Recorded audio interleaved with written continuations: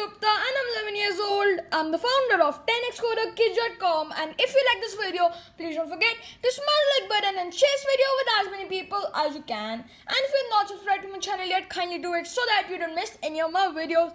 So without any delay, let's get started. And today we are gonna learn to experiment with the RGB LED. So we have our software over here for our RGB LED. We have our hardware over here.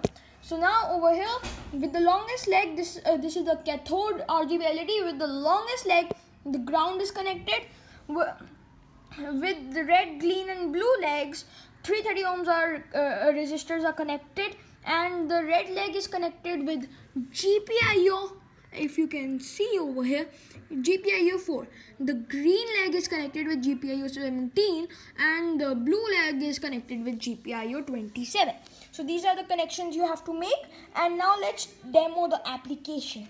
Over here my server is running, and the application over here is running on my laptop.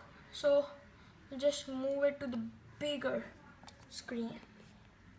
Right, so over here the application is running on the laptop and it is running on my phone.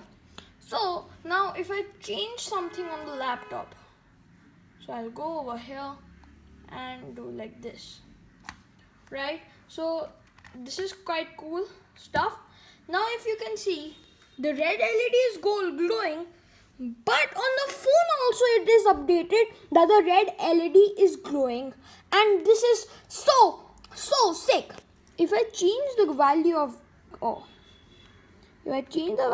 green over here, the red and green's combination is this, but green is more, so obviously it is showing kind of a greenish color.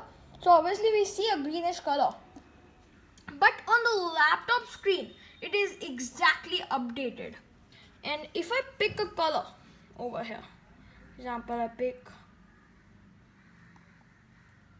like this red, so you can see it is updated like this. It is like a pinkish color over here, but on our mobile screen also, I'll show you the comparison. Here's the mobile screen and here is a laptop screen. So on the mobile screen also the same thing has rendered. So this is fully synchronous, and we are gonna learn how to create this application and how to control this RGB LED. So now in the next video we will see the code for this application.